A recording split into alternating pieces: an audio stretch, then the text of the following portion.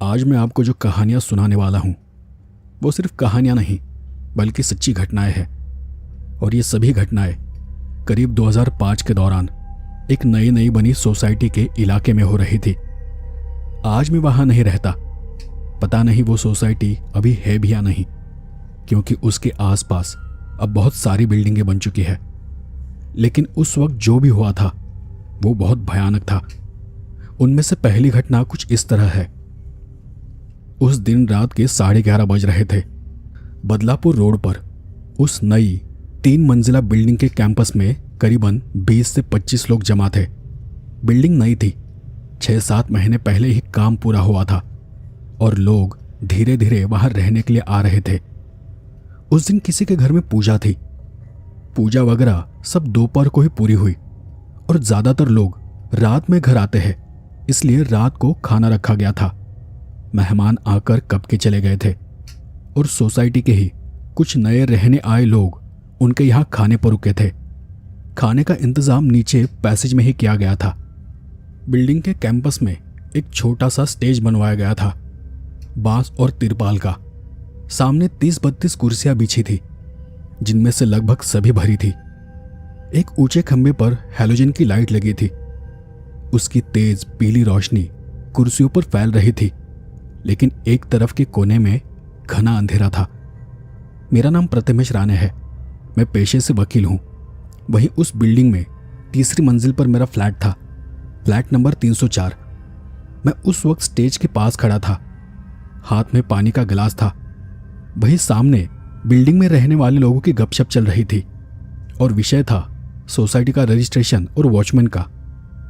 अब वहां की असली स्थिति ये थी कि बिल्डिंग के एक तरफ होने की वजह से लोगों को वहां कमरे बहुत सस्ते में मिल गए थे, और दूसरी बात यह भी थी कि बिल्डिंग के पास ही जंगल था, सुनसान जगह, इसलिए वॉचमैन नहीं मिल रहा था। रात को अकेले वहां बैठने की किसी की हिम्मत नहीं होती थी। वॉचमैन तो दूर, वहां रात होते ही इतना सन्नाटा छा जाता था कि लोग रात 8 बजे के बाद घर से बाहर नहीं निकलते थे। खैर 10 बजे डिनर हुआ, उसके बाद भी बातचीत चलती रही। नए नए मुद्दे निकले। लोग इसी बात पर चर्चा कर रहे थे कि सोसाइटी बहुत ही डरावनी लगती है। इतनी शांति हो जाती है कि रात को बाहर से जरा भी आवाज आए तो डर लगता है। और उस वक्त रात के शायद 11 बज रहे थे। तभी हैलोजन लाइट ने अपनी आखिरी सांस ली और पूरा कैंपस अंधेरे में डूब गया। हैलोजन की लाइट जलकर बुझ गई। एक पल के लिए शांति छा गई। वहां खड़े सब लोग थोड़े सकपका गए। फिर एक एक कर आवाजें आई, अरे क्या हुआ, लाइट चली गई क्या? किसी ने तब मोबाइल की टॉर्च जलाई, फिर दूसरे ने। फिर से हंसी मजाक शुरू हो गया, नई बिल्डिंग है, अरे लोड शेडिंग होगी। तब किसी ने कहा कि लाइट जल गई है। लोग एक दूसरे से फिर से बातें करने लगे, लेकिन तभी कोई औरत चीखती हुई दौड़कर आई। क्या हुआ यह समझने में थोड़ा वक्त लगा। बाकी लोग और वहां मौजूद औरतें भी डर गई। एक औरत टॉर्च की रोशनी में आई और डर के मारे थर-थर कांपते हुए कहने लगी, वो औरत नहीं है, वो औरत नहीं है। हम में से किसी को कुछ समझ नहीं आया कि वो क्या कह रही थी। कुछ लोगों ने उसे शांत कराया, एक कुर्सी पर बिठाया और तब पता चला कि उनका नाम सुनीता था। खाना खाने के बाद वो वहीं एक तरफ टहल रही थी। हैलोजन लाइट के नीचे वाले उस गहरे अंधेरे में कुर्सी की आखिरी लाइन के बाद जो थोड़ी खाली जगह थी, सुनीता ताई उसी जगह पर अकेली टहल रही थी। असल में तब वो अकेली नहीं थी, वो और उनके पति दोनों एक साथ टहल रहे थे। पर उनके पति कुछ देर बाद हमारे पास आ गए और बातों में लग गए थे। टहलते हुए वो थोड़ी थक गई तो वो वहीं आखिरी कुर्सी पर बैठ गई। उनके बगल वाली कुर्सियां खाली थी, उसकी आगे की भी 4 कुर्सियां खाली थी। बाकी सब आगे एक साथ खड़े थे। अंधेरे में सुनीता ताई शायद बोर हो रही थी और इसलिए उन्होंने अपनी आंखें बंद कर ली। तभी उन्हें महसूस हुआ कुर्सी के पास हल्की सी हलचल हुई है। उन्होंने आंखें खोली। अंधेरा तो था ही, पर उनकी दाईं तरफ 4 कुर्सियां छोड़कर कोई बैठा हुआ था। शायद कोई औरत थी। सिर पर घूंघट, पुरानी साड़ी थी, पर साड़ी का रंग अंधेरे में पता नहीं चल रहा था। उन्होंने पहले नजरअंदाज किया, पर उनसे रहा नहीं गया और फिर से उनका उस औरत की तरफ ध्यान गया। वो बिल्कुल सुध-बुध खोकर स्थिर बैठी थी, गर्दन नीचे झुकी हुई। सुनीता ताई को लगा कि अपनी सोसाइटी की कोई होगी। उन्होंने ज्यादा ध्यान नहीं दिया, लेकिन वहां कुछ तो गलत था। वो औरत हिल नहीं रही थी, सांस भी ले रही है या नहीं पता नहीं चल रहा था। बस बैठी थी किसी पुतले की तरह। सुनीता ताई ने नजर घुमाई, सामने देखा, फिर मुड़कर पीछे देखा और तब उन्हें दिखा कि उस औरत का हाथ, उसका हाथ धीरे धीरे आगे आ रहा था, कुर्सी के आर्म रेस्ट पर रखा हुआ हाथ, और वो हाथ धीरे धीरे सरक रहा था उनकी तरफ। 1 कुर्सी, 2 कुर्सियां, तीसरी, चौथी। पहले तो उन्हें लगा कि उन्हें कुछ वहम हो रहा है, फिर एकदम से बर्फ जैसा ठंडा कुछ सुनीता ताई की कलाई को छुआ। उन्होंने नीचे देखा तो उस औरत का हाथ उनके हाथ पर था, लेकिन वो औरत तो 4 कुर्सियां दूर बैठी थी। हाथ का वहां तक पहुंचना मुमकिन ही नहीं था, पर हाथ वहां था, असली था, बर्फ जैसा ठंडा था, और उनकी त्वचा को जो एहसास हो वो भी अजीब था। और तभी उन्होंने उसका चेहरा देखा, पूरा काला चेहरा, और आंखों में जैसे सफेद रंग भर दिया गया हो। गर्दन नीचे झुकी थी, फिर भी उसका चेहरा उनकी तरफ मुड़ा हुआ था। और उसी पल लाइट चली गई। सुनीता ताई लड़खड़ाते हुए उठी। वो पागलों की तरह दौड़ी, कुर्सियां पलटते हुए, अंधेरे में लड़खड़ाते हुए स्टेज की तरफ भागी। और तब उनकी चीख पूरे कैंपस में गूंज उठी। वो बार बार चिल्ला रही थी, वो औरत नहीं है, वो असली नहीं है, वो कोई औरत नहीं है। सोसाइटी वाले घबरा गए, कोई पानी लाया, किसी ने उन्हें पकड़ा, पर वो रुक नहीं रही थी। वो वही बात दोहरा रही थी कि वो औरत नहीं है, वो कोई औरत नहीं है, वो कोई और है। उन्हें शांत किया गया, पानी पिलाया गया। फिर सब शांत होने के बाद उन्होंने पूरी बात बताई। 8-10 लोग मोबाइल टॉर्च लेकर उन पीछे की कुर्सियों की तरफ चले गए, पर कुर्सियां खाली थी। चारों तरफ तलाश की गई। बिल्डिंग का गेट भी बंद था, और ऐसे में अंदर कौन आएगा? बिल्डिंग के हर परिवार से पूछा गया, क्या कोई घूंघट डालकर यहां आया था? क्या कोई वहां बैठा था? पर सबका जवाब नहीं था। अगले 2 दिन तक छानबीन चलती रही, सबसे पूछताछ की गई, पर किसी के भी रिश्तेदार या पहचान वालों में वैसी कोई औरत थी ही नहीं। और उस रात के बाद सबके मन में एक थोड़ा सा डर बैठ गया। उसके अगली सुबह मैंने एक काम किया। उस दिन सुबह मेरी जल्दी आंख खुल गई। सूरज अभी अभी निकला ही था और धुंध अभी पूरी तरह से छटी भी नहीं थी। और तब मैं उठकर अकेले ही बिल्डिंग के पिछले हिस्से की तरफ चला गया। वहां एक बरगद का बहुत बड़ा और पुराना पेड़ था। उसकी टहनियां इतनी फैली हुई थी कि उनके नीचे जैसे एक अलग ही दुनिया बसी थी। सुबह की थोड़ी धूप फैली थी, पर वहां पर गहरा और अंधेरा साया था, ठंडी, गीली और दम घोटने वाली छांव। मैंने पेड़ के नीचे देखा, उसकी जड़ों के पास मिट्टी में कुछ था। 7 छोटे छोटे ढेर जो मिट्टी से बाहर निकले हुए थे। कुछ उभार सा था, ऐसा लग रहा था जैसे किसी ने कुछ दफनाया हो और वो अब बाहर निकलने की कोशिश कर रहे हो। मैं घुटनों के बल बैठ गया। हाथ से पहले ढेर को धीरे से कुरेदा, मिट्टी हटाई तो अंदर से एक मूर्ति निकली। वो मूर्ति काले पत्थर की थी, कोई 1 हाथ जितनी ऊंची, इंसान के आकार की, पर उसका कोई चेहरा नहीं था। जहां चेहरा होना चाहिए था वहां से वो एकदम सपाट और चिकनी थी। और वो उल्टी गाड़ी गई थी, मतलब सिर नीचे और पैर ऊपर, मुंह जमीन की तरफ। मैंने वो मूर्ति हाथ में ली। वो बर्फ जैसी ठंडी थी, इतनी ठंडी कि गर्मी की सुबह में भी ऐसा लग रहा था जैसे मैंने मिट्टी नहीं बल्कि हाथ में बर्फ पकड़ ली हो। फिर मैंने बगल वाला दूसरा ढेर खोदा, वैसी ही मूर्ति निकली, उल्टी, मुंह नीचे की तरफ। फिर तीसरी, चौथी, पांचवी, छठी और सातवीं। सातों मूर्तियां वैसी ही थी, एक ही सांचे की, एक ही पत्थर की और एक ही तरीके से गाड़ी गई थी। मुंह जमीन में नीचे, एक कतार में, जैसे किसी ने बड़े सुकून और सोच समझकर एक एक करके उन्हें गाड़ा हो।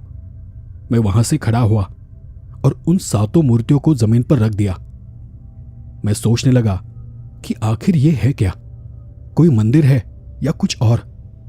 उन सातों मूर्तियों के चेहरे क्यों नहीं है, पर उनकी एक ही दिशा थी, वो उल्टी गाड़ी गई थी। यानी उनके मुंह भले ही चेहरा ना हो, लेकिन नीचे की तरफ थे, जमीन में धंसे हुए, मानो वो ऊपर ना देख सके। पर तभी मुझे एक और चीज दिखी। बरगद के तने पर एक टीन की पुरानी तख्ती लगी थी, काली तख्ती, और वक्त के साथ साथ थोड़ी खराब भी हुई थी। उस पर गहराई से कुरिद कर लिखा था, यहां रुकना मत। बस इतना ही, उसके आगे कुछ नहीं था। किसने लिखा था नहीं पता, कब लिखा था यह भी नहीं पता, और किसके लिए लिखा था यह भी नहीं पता। बस एक सीधा, ठंडा और बेजान सा जुमला कि यहां रुकना मत। मुझे वो इतना अजीब लगा कि मैं तुरंत उठकर वहां से बिल्डिंग की तरफ निकल गया। किसी से कुछ कहने का सवाल ही नहीं था, सब वहां पर नए थे, और तब तक वहां किसी से भी मेरी इतनी जान पहचान भी नहीं थी। पर कुछ ही दिनों में एक और वाकया मेरे कानों पर पड़ा। वो वाकया ऐसा था, रात के 12 बजने वाले थे। राजेश म्हात्रे अपना रिक्शा लेकर सोसाइटी की तरफ आ रहा था। उसे आराम से गाड़ी चलाने की आदत थी, वो कभी जल्दबाजी नहीं करता था, और इसलिए वो हमेशा की तरह धीरे धीरे रिक्शा चला रहा था। इंजन की एक जैसी आवाज रात के सन्नाटे में गूंज रही थी। सड़क खाली थी और दोनों तरफ पेड़ों के साए थे। माथेरान की तरफ जाने वाले जंगल की शुरुआत यहीं से होती है। राजेश ठाणे से अभी अभी यहां आया था। वो नया इलाका था, सड़कें नई थी और मोड़ भी नए थे, पर धीरे धीरे आदत हो रही थी। उस रात आखिरी सवारी छोड़कर वो घर की तरफ जा रहा था। आखिरी सवारी एक बूढ़ी औरत की थी, और वो भी कलवा फाटे तक। वो औरत उतर गई, पैसे दिए और चली गई। उसके बाद रिक्शा खाली था। राजेश को पता था कि रिक्शा खाली है, पिछली सीट पर कोई नहीं है। उसने खुद देखा था। अकेले रिक्शा चलाते वक्त इंसान ऐसा करता ही है, निकलते वक्त एक नजर पीछे पलटकर जरूर देखता है। उसका रिक्शा भी खाली था। वो बिल्डिंग की तरफ मुड़ा। सड़क पर एक दाहिना मोड़ था और उसके बाद सीधा गेट दिख जाता था। उसने मोड़ लिया। हेडलाइट की रोशनी में गेट दिखा, और तब उसकी रिक्शा का स्पीड अपने आप कम हो गया। तभी पीछे से आवाज आई, हाँ भैया, यहीं रुकिए। एक औरत की आवाज, बिल्कुल पास से, एकदम सहज, जैसे कोई कंधे पर हाथ रखकर कह रहा हो, अरे जरा रुको, यहीं उतरना है मुझे। राजेश ने ब्रेक मारा था या गाड़ी अपने आप रुक गई थी उसे याद नहीं, पर रिक्शा रुक गया। उसने पीछे मुड़कर देखा, पिछली सीट खाली थी, एकदम खाली। राजेश कुछ पल वैसे ही बैठा रहा। उसने खुद को समझाने की बहुत कोशिश की। नींद आ गई होगी, वहम हुआ होगा, या फिर शायद लंबे सफर से थकान होगी, पर वो आवाज एकदम असली थी। उसने 10 साल रिक्शा चलाया था। उसे पता था कि वहम कैसा होता है। वहम धुन जैसा होता है, धुंधला सा, जिसका कोई सिरा ना हो। पर यह आवाज वैसी नहीं थी। ये आवाज एकदम साफ सुनाई दी थी। उस आवाज में एक खास लहजा था, जैसे कोई जान पहचान वाले से बात कर रहा हो। राजेश ने फिर एक बार पीछे देखा। रिक्शे का पिछला हिस्सा खाली था, इंजन चालू था और हेडलाइट सड़क पर थी। उसने जल्दी से रिक्शा आगे भगा दी, गेट खोला और अंदर आ गया, और जल्दी से अपनी पास की चाबी से दरवाजा खोला। पत्नी सो रही थी, बेटी भी सो रही थी। उसने पानी पिया और बिस्तर पर बैठ गया, पर उस रात उसे नींद नहीं आई। रात भर उसके दिमाग में वही आवाज गूंजती रही, हाँ भैया, बस यहीं रुकिए। अगले दिन राजेश थोड़ा थका हुआ लग रहा था। तीसरे दिन उसे बुखार चढ़ गया, बदन टूट रहा था। ये कोई मामूली बात नहीं थी। उसे खुद पता था कि इतने सालों में कभी उसे ऐसा अचानक बुखार नहीं आया था। पत्नी ने पूछा कि क्या हुआ है, कहीं चोट लग गई है क्या? लेकिन उसने कहा कि कुछ नहीं हुआ है, और उसने उस रात के बारे में अपनी पत्नी को कुछ नहीं बताया। पर तीसरी रात जब बुखार नहीं उतरा, तब उसने अपनी पत्नी को सब कुछ बता दिया। वो बस सुनती रह गई। रात के 12 बज चुके थे और उनका घर जंगल की तरफ मुंह किए हुए था। राजेश की पत्नी ने तुरंत खिड़की बंद कर दी और अगले दिन यह खबर पूरी बिल्डिंग में फैल गई। यहां आने के बाद से यह दूसरी घटना थी। पहला किस्सा, वो घूंघट वाली औरत। तब लोगों ने मन में यह सोचा था कि वो घटना वहम होगी, सुनीता ताई को कुछ वहम हुआ होगा। अंधेरे में ऐसे वहम हो जाते हैं। लेकिन अब यह दूसरा किस्सा था और राजेश को सब जानते थे।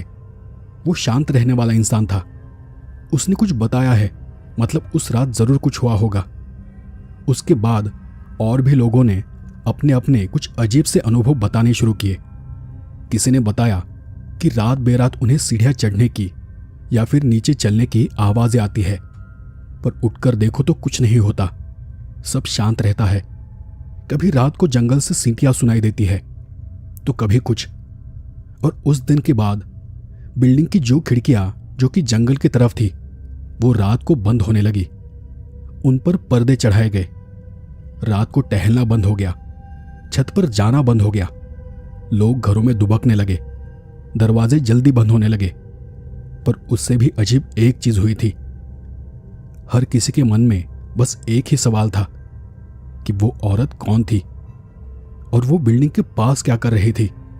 आखिरकार एक दिन मैंने बिल्डर को फोन किया, उसे यहां हो रही घटनाओं के बारे में बताया और मैंने उसे उस जगह के बारे में भी बताया जहां मुझे वो 7 पत्थर मिले थे और जहां लिखा था कि यहां रुकना मत। पर बिल्डर कुछ नहीं बोला, वो इसे बस अंधविश्वास कहकर टालता रहा।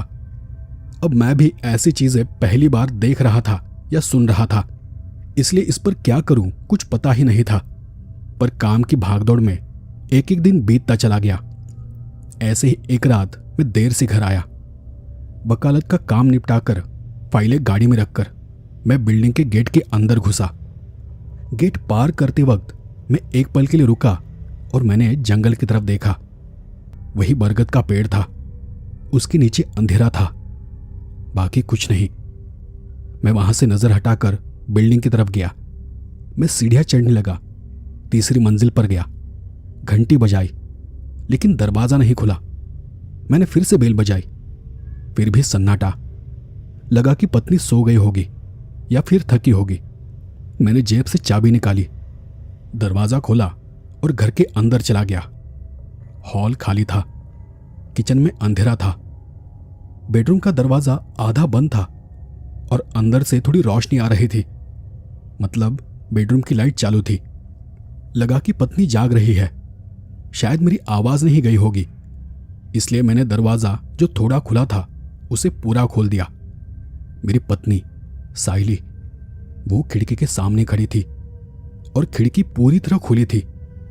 साइली तब बाहर देख रही थी, नीचे बिल्डिंग के कैंपस की तरफ या फिर जंगल की दिशा में, ये नहीं पता, पर उसका ध्यान कहीं दूर था।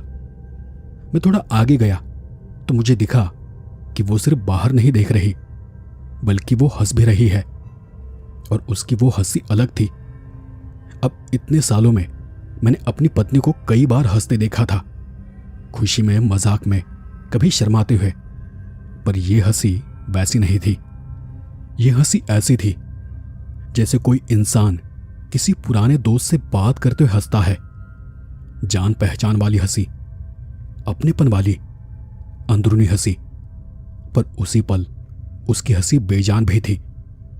वो हम इंसानों की तरह जिंदा नहीं थी, पर वो ऐसी थी जैसे वो किसी से बात कर रही हो। नीचे कोई था, नीचे अंधेरे में। मैंने उसे आवाज दी, साइली।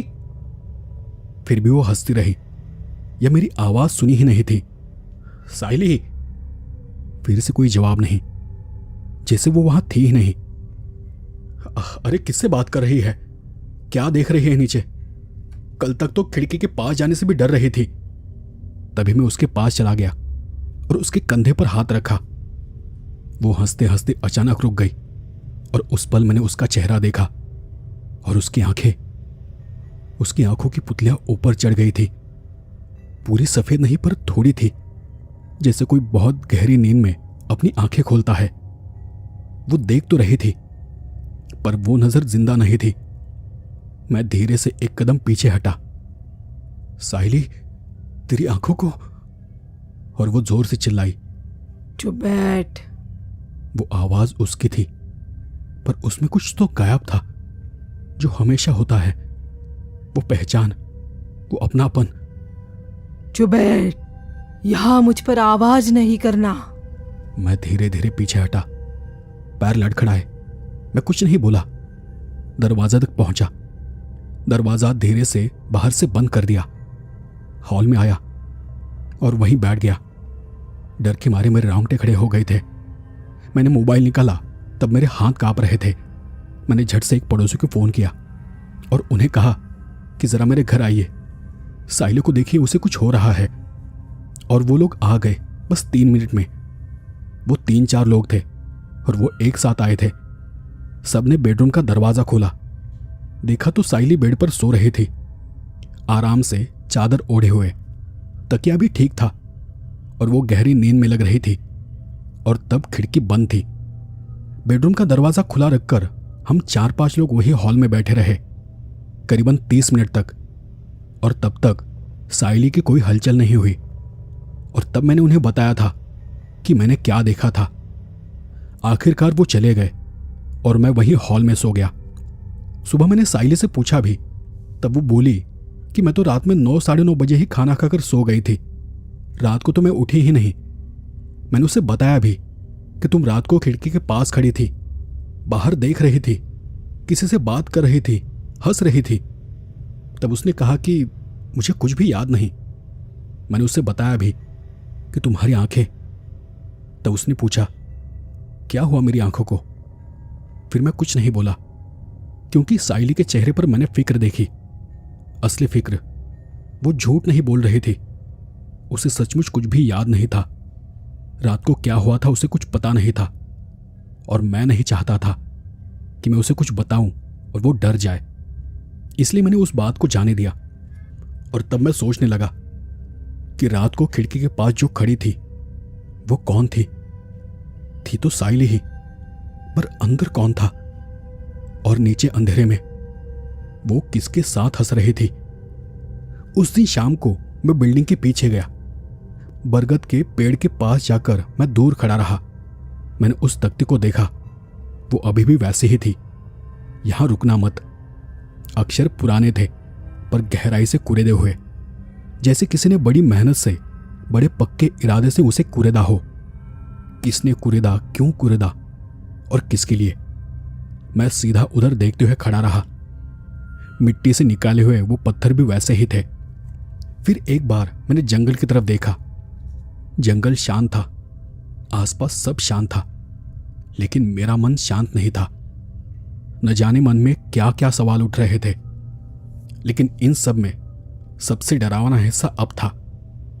हमारे यहां बार बार कुछ अजीब घटनाएं हो रही थी। इसलिए आखिरकार हमने सोसाइटी में वॉचमैन रखने का फैसला किया। उसके लिए एक केबिन बनवा लिया ताकि उसे जंगली जानवरों का डर न लगे। वॉचमैन को वहां आए हुए लगभग 15-20 दिन हुए थे। वो फरवरी का महीना था, 11 फरवरी।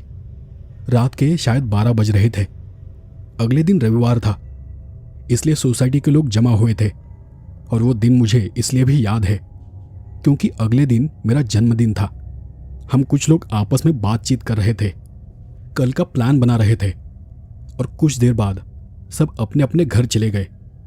बिल्डिंग हमेशा की तरह शांत हो गई, लेकिन मैं और 3-4 लोग वहीं नीचे रुके थे। अब वॉचमैन था तो डरने की कोई बात ही नहीं थी। हमारे बीच वो रिक्शा वाला भी था जो अचानक बीमार पड़ गया था, पर अब वो ठीक था। हमने यूं ही सोचा कि नया वॉचमैन आया है, चलो उसे देखते हैं, देखे तो सही कि नया आदमी है और वो कैसा काम करता है। हमने कैंपस का एक चक्कर लगा दिया। हम पांचों बिल्डिंग के कैंपस में घूमे और फिर पीछे की तरफ गए। वहां का गेट चेक किया, बिल्डिंग का पिछला हिस्सा चेक किया, फिर वॉचमैन के केबिन के पास चले गए। केबिन बिल्डिंग के मेन गेट के पास था, छोटा सा लोहे का। अंदर एक कुर्सी थी, एक छोटी मेज और एक टॉर्च थी। वॉचमैन अंदर ही था। वो कोई 50 साल का आदमी था, सांवला सा, बदन पर नीली पुरानी यूनिफॉर्म और मोटा स्वेटर। वो अंदर कुर्सी पर बैठा था और उसकी आंखें थोड़ी लाल थी। हमें वहां जाते ही किसी चीज की गंध आ गई, शायद शराब की। मैंने गुस्से से उसे बाहर बुलाया, वॉचमैन बाहर आओ। वो आदमी उठा, थोड़ा लड़खड़ाते हुए उठा और वैसे ही बाहर आकर खड़ा हो गया। ये क्या है, तुम ड्यूटी पर शराब पीते हो? मैं झल्लाया और वो आदमी सिर झुकाकर खड़ा रहा। तभी दूसरा आदमी बोला, अरे वॉचमैन शराब पीता है, इसका क्या मतलब है? तुम्हारे सुपरवाइजर को बताया क्या? और तब वो बोला, क्या साहब? तब कोई और बोला, बोलो बोलो क्या बोलना है? तब उसने धीमे से कहा, क्या करूं साहब, पीनी पड़ती है। मैं फिर से झल्लाया, क्यों, घर वालों ने छोड़ दिया या बीवी छोड़कर चली गई? नहीं साहब, ऐसा कुछ नहीं है। तो फिर? वॉचमैन चुप रहा। अबे जल्दी बोल, नहीं तो अभी कभी यहां से निकल जा। और फिर उसने सामने इशारा करते हुए कहा, साहब वो पेड़ है ना बरगद का, वो, और उसके नीचे वो पत्थर, उसके पीछे। और वो फिर से चुप हो गया। पीछे क्या? ओ पीछे उधर एक औरत खड़ी होती है। उस बात को सुन हम सब एक दूसरे को देखने लगे। औरत? कौन औरत? पता नहीं साहब, पर होती है रात को, कभी 1 बजे, कभी 2, तो कभी 3 बजे। ठीक है, लेकिन क्या करती है?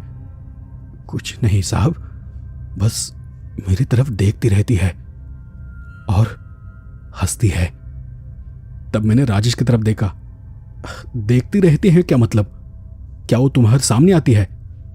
नहीं साहब, दूर रहती है, उस पेड़ के पार, जंगल की तरफ। तो इसमें इतनी क्या बड़ी बात है? वो बस मेरी तरफ देखती है। अरे मतलब क्या है, इसमें डरने वाली क्या बात है? वॉचमैन फिर रुका और फिर बोला, उसकी पीठ मेरी तरफ होती है। हम पांचों एकदम शांत हो गए। क्या मतलब?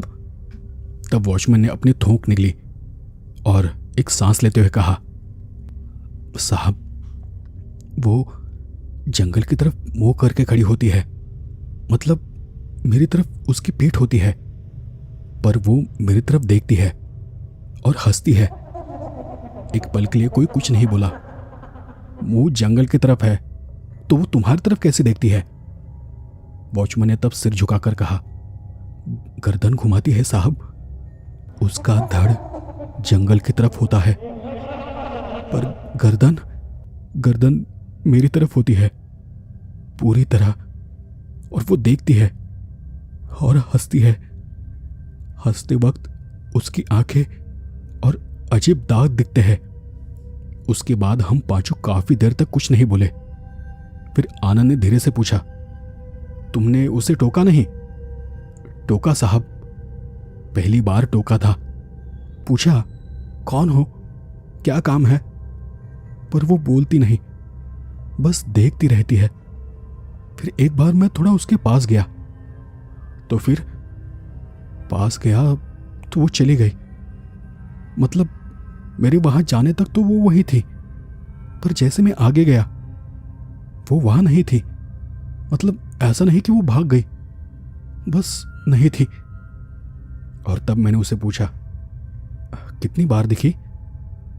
पिछले 2 हफ्तों में 3-4 बार साहब। और तब मोरे बोला, तो हिम्मत करनी चाहिए ना, डर किस बात का? देख रही होगी तो देखने दो। वॉचमैन सिर उठाकर उसकी तरफ देखता रहा और वो फिर बोला, साहब, इंसान पीठ पीछे खड़ा होकर कभी मेरी तरफ देख सकता है क्या?